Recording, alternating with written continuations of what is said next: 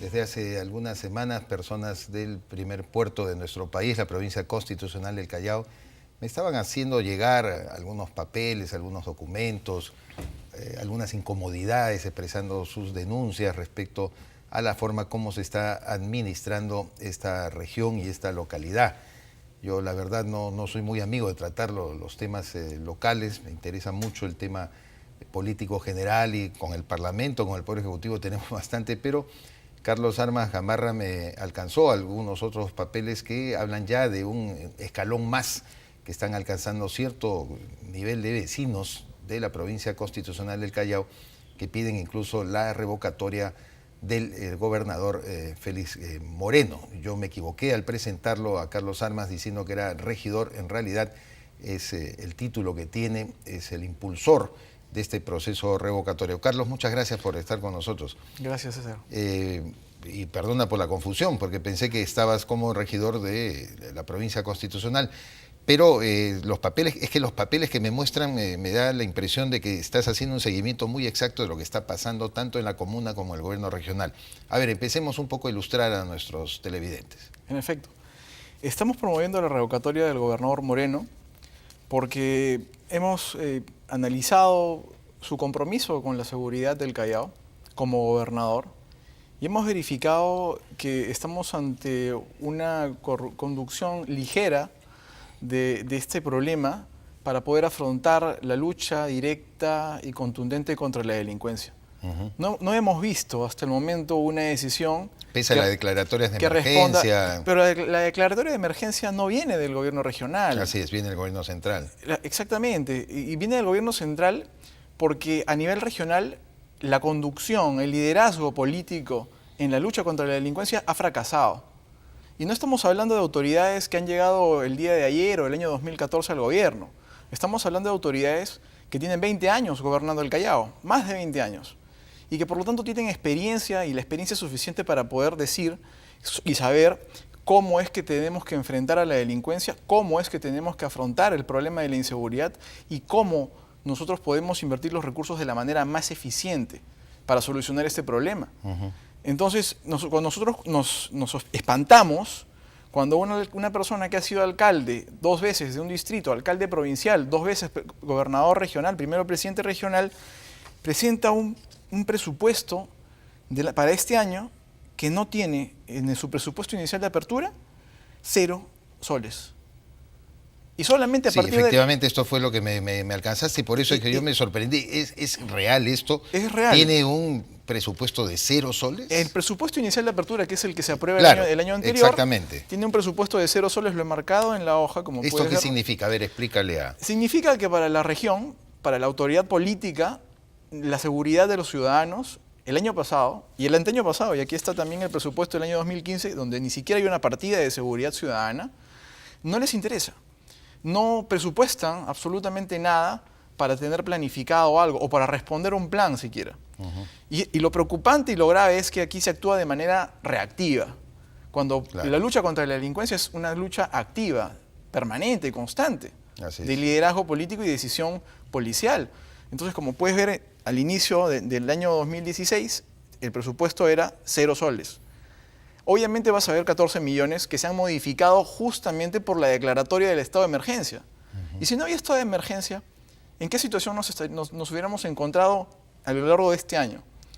Y es por eso Pero yo he escuchado a Félix Moreno, a Juan Sotomayor, por supuesto por estar pues en la provincia constitucional del Callao, uno de los sitios más peligrosos, más violentos, con áreas además definidas, donde hay bandas y grupos y pandillas. Siempre establecer compromisos muy concretos en cada una de sus plataformas para poder combatir este flagelo. Es que son compromisos para las cámaras, y eso es lo real. El gobernador Moreno en una entrevista hace unos días, o hace unas semanas, señaló que van a poner cámaras de seguridad en la zona sur del Callao, los llamados barracones. Yo creo que los barracones existen hace más de 60 años. Yo creo que todo el mundo sabe del Callao y de cualquier parte del Perú que es una zona de especial atención que merece no solamente una política activa de lucha frontal contra la delincuencia, sino también una política social. Bueno, pero eso Entonces, no de nadie. Eso no es un problema solamente del alcalde, del gobernador, sino que ha habido gobierno, como tú mismo has dicho, años, 60 años, gobiernos y gobiernos que no han querido ni siquiera entrar ahí. Pero estamos hablando de 20 años de conducción del Callao, en donde esta zona parece tierra de nadie. Entonces, que el gobernador nos anuncie ahora como una idea reciente o novedosa que va a poner cámaras de seguridad de un centro de videovigilancia en la zona sur, nos parece algo totalmente fuera de tiempo. Está bien que se haga, se tiene que hacer en todo el Callao, especialmente en las zonas que requieren mayor atención para poder afrontar la lucha frontal contra la delincuencia, pero también la lucha contra los problemas estructurales que la generan.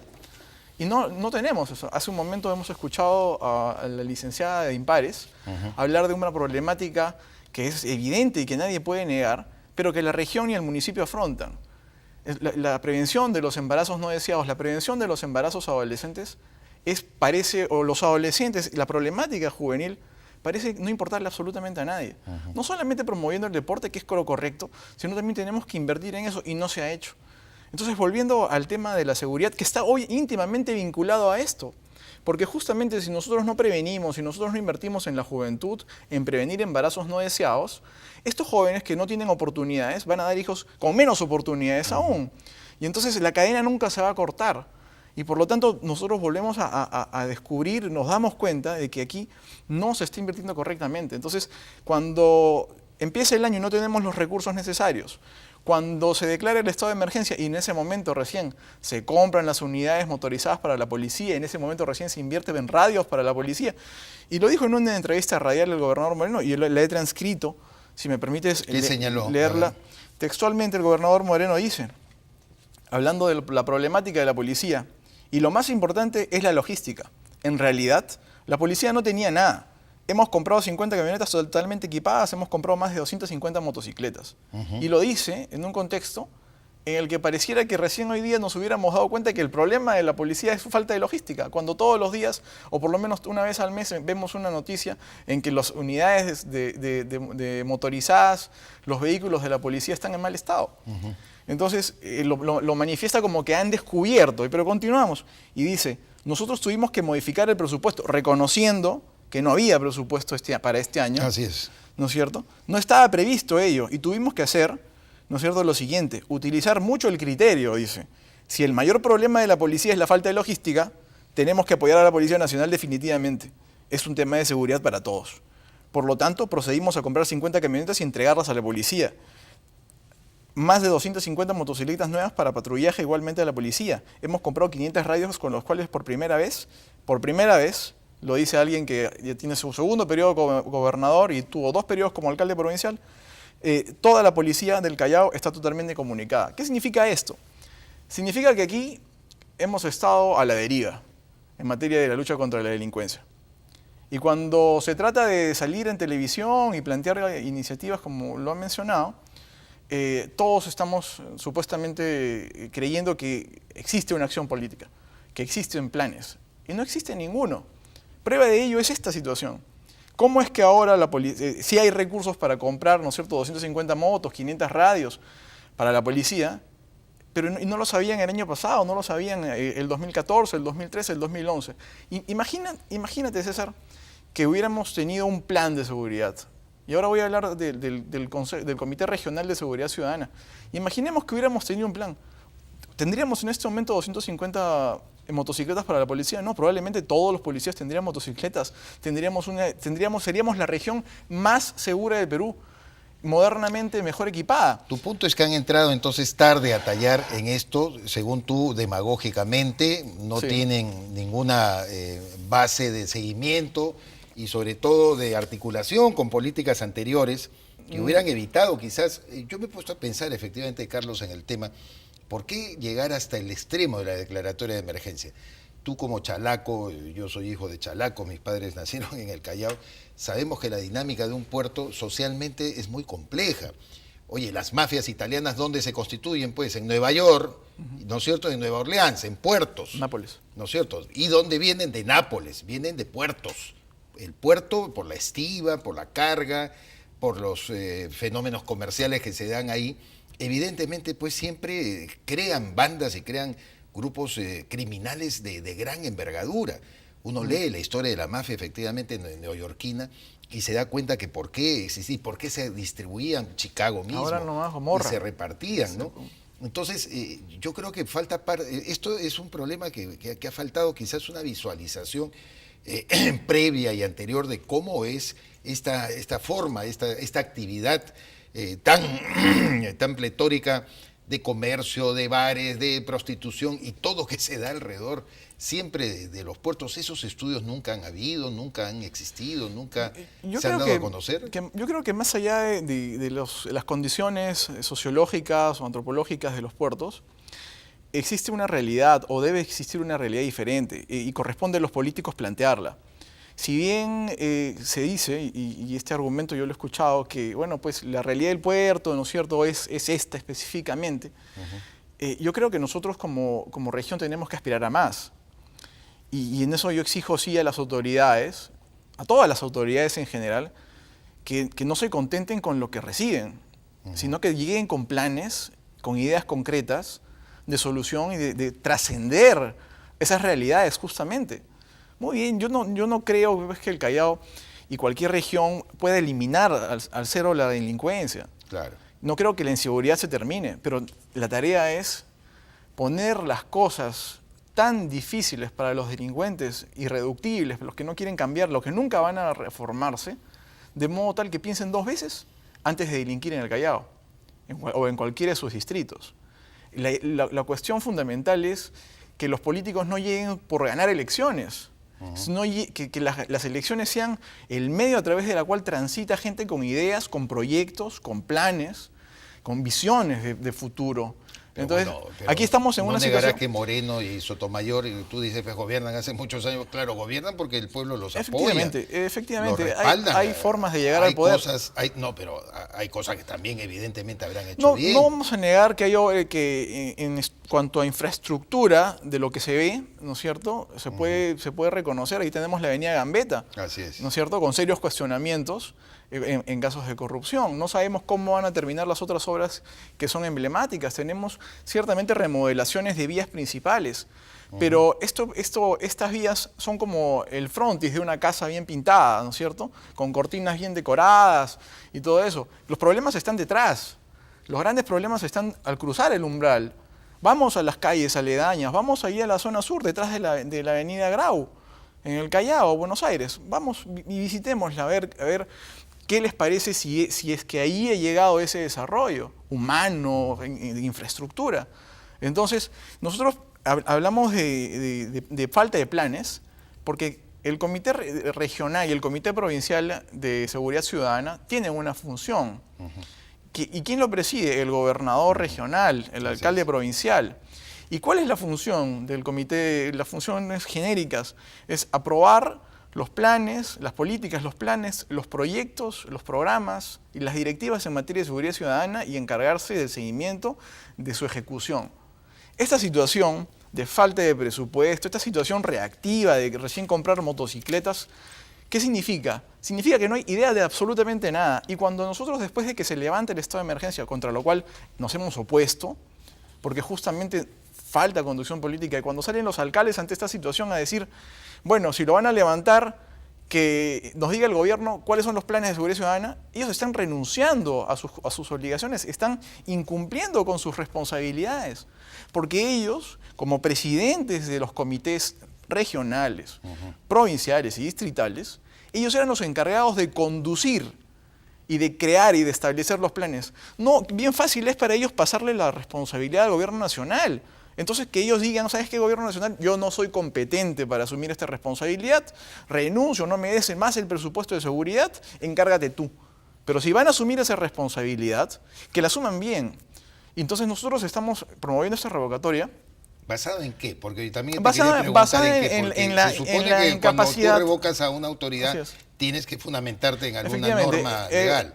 No. La revocatoria no responde a causales específicas.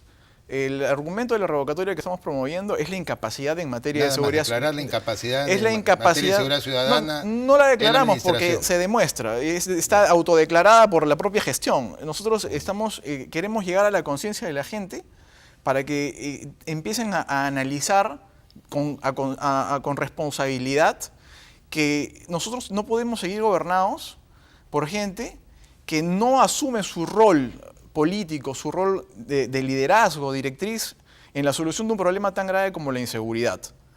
Pero también queremos llegar a ellos, no para que nos vean a nosotros como enemigos, sino para que entiendan, o por lo menos analicen, que nosotros podemos tener algo de razón. Claro. Y enmienden ese camino. O sea, la revocatoria no debe ser vista como una revancha, o como una venganza política, o como una oportunidad de salir y decir algo. La revocatoria debe ser vista por ambos lados de una manera absolutamente responsable. Tenemos que rescatar esta institución constitucional. ¿A qué grupo encarnas tú, de político, alguna sociedad vecinal? Yo soy militante del Partido Aprista. Ajá. Y he tenido la iniciativa individual de hacerlo porque veo que todo el mundo se cuestiona las gestiones. ¿Y el Partido Aprista te respalda en este propósito? El partido no se ha pronunciado.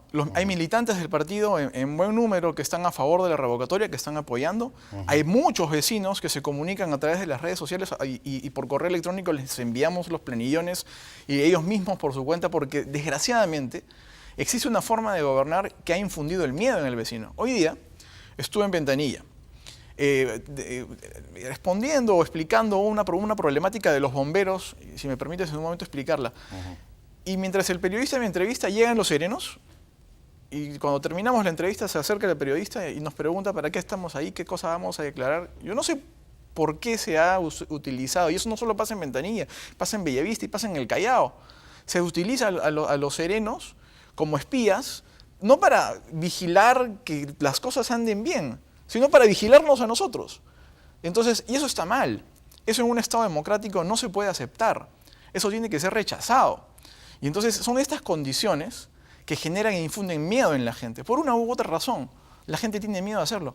Pero yo felicito y saludo a todos los ciudadanos que por redes sociales se comunican y nos piden planillones, los firman y nos comunican para poder ir a recogerlos. Entonces, nosotros... Ahora, yo estoy recordando que Moreno y Sotomayor tenían una extraordinaria relación con el presidente Alan García de tu partido, ¿no? Del APRA. Alan siempre estaba en contacto con ellos, inauguraban obras. Había como una cierta armonía. Tú estás un poco en actitud disonante, digamos. Bueno, las simpatías personales son simpatías personales. Claro. Yo estoy hablando como ciudadano, como vecino del Callao, respecto del gobierno de mi distrito, del gobierno de mi región. Pero entonces, ¿cuánto has avanzado con el tema de revocatorio? Porque las elecciones ya vienen el año 2018. El plazo para presentar las firmas termina el 25 de noviembre. Ya. Entonces, nosotros hemos avanzado, estamos más o menos en un 70%. La cosa se ha frenado un poco porque lamentablemente las personas confunden, las personas con orientaciones políticas distintas a la mía, confunden esta iniciativa como una iniciativa partidaria. Entonces yo invito a cualquiera a demostrar que en toda la publicidad y en todas las conversaciones y publicaciones que hemos hecho, no hemos presentado esto como una iniciativa partidaria, al contrario, he buscado acercamientos con gente de izquierda, con gente del PPC, con gente de otros movimientos, con el objetivo de poder sumarnos todos a este esfuerzo porque ganamos todos. No es que ganamos porque sale el alcalde o porque sale el gobernador. Si nosotros llegamos a completar las firmas, vamos a tener hasta el 5 de junio, que van a ser las elecciones, a un gobernador eficiente.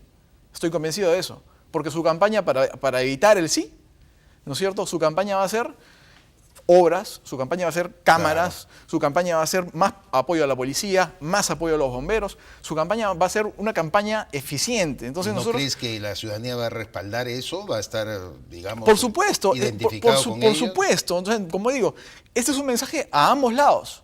A nosotros, los ciudadanos que estamos afectados por la inseguridad y la falta de reacción del gobernador, y al gobernador y su equipo, porque tienen que corregir estos problemas. Tú ibas a hablar algo acerca de los bomberos, sí, la problemática que había. Sí, muchas gracias por hacerme recordar.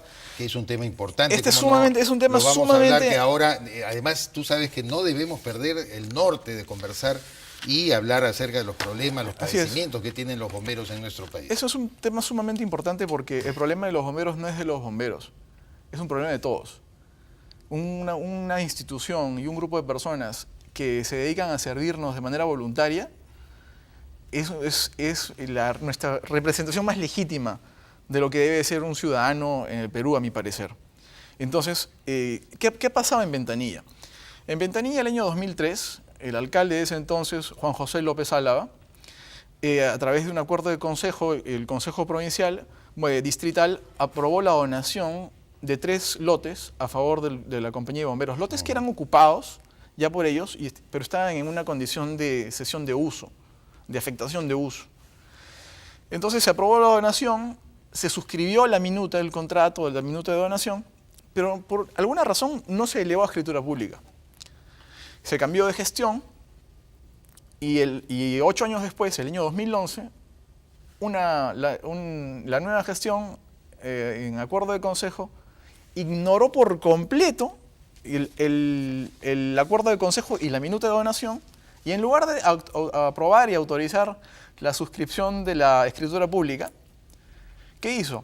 Modificó el acuerdo de consejo anterior, o sea, de 10 años... ¿Del año 2003? No, del año 95. Ah, del año 95. Que prorrogaba la cesión de uso a favor de los bomberos. Es decir, correcto. el año 95, el año 85 se les otorgó a los bomberos para que lo usen, los 3 lotes, por 10 años. Por lo tanto, el año 95 se ratificó con un acuerdo. Y el año 2003 se deja sin efecto ese acuerdo justamente por el acuerdo de donación. Claro. Entonces, al aprobar que eso... tenía que formalizarse. Que tenía que formalizarse, efectivamente. Entonces, exactamente. Entonces, al aprobar la donación, ¿qué es lo que seguía? El paso siguiente era otorgar la escritura pública, nada más.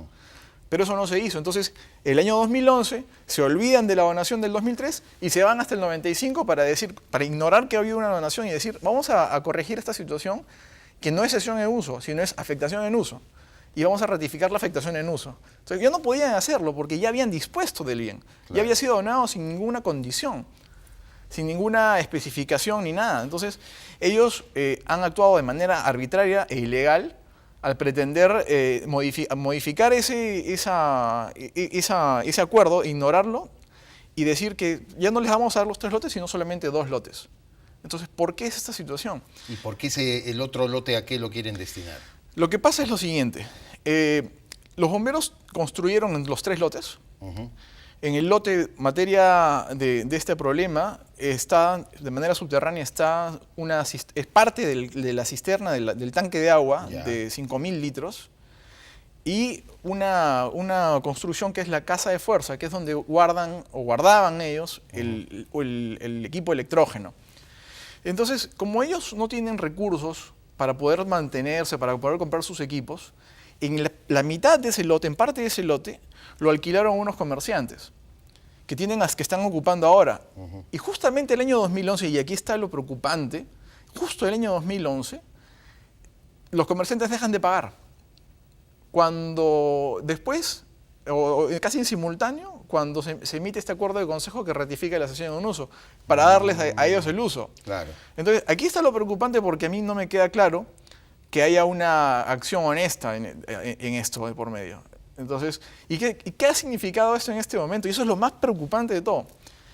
Cuando se malogró el grupo electrógeno que tienen ellos, que estaba en la casa de fuerza, lo tuvieron que sacar y lo llevaron para repararlo a la institución. De acuerdo. Cuando lo quisieron devolver ya no pudieron. Los comerciantes no quisieron, porque asusados por alguien se negaron a pagar y quieren apropiarse de ese terreno. Bueno. Y entonces, ¿qué está pasando acá? Que si hay un apagón, los bomberos no tienen grupo electrógeno, no está conectado. Es terrible. Y entonces, lo que yo pido a través de tu programa, y te agradezco la oportunidad de hablar de estas dos cosas, es que el alcalde y los regidores asuman su responsabilidad política y anulen ese acuerdo del año 2011 y ratifiquen la donación y autoricen al funcionario competente la suscripción del otorgamiento de la escritura pública. Esto ha sido judicializado. Perfecto.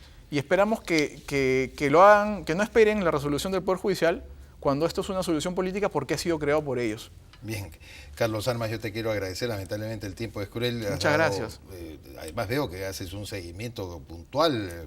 Pareces un inspector ardilla, así con tu lupa. No, soy un ciudadano. Continuando, pero tenemos que buscar... No, pero poca gente pues se da, de verdad, a veces la molestia de hacer un seguimiento tan específico sobre estas cosas. Por eso es que como yo había recibido otros correos y finalmente culmina con el tuyo, veo que hay preocupación en el Callao. y estaremos pues con las autoridades, ojalá que ellas también tengan la cortesía de venir a nuestro programa para explicar y descargar en todo caso las imputaciones que aquí se haga. Veremos pues cómo salen Muchas gracias, César, el por la curso de los oportunidad. acontecimientos. Gracias. Carlos Armas Gamarra estuvo con nosotros, impulsor de una revocatoria de la Autoridad Regional del Callao. Con nosotros será hasta mañana, como siempre, a partir de las 11 de la noche.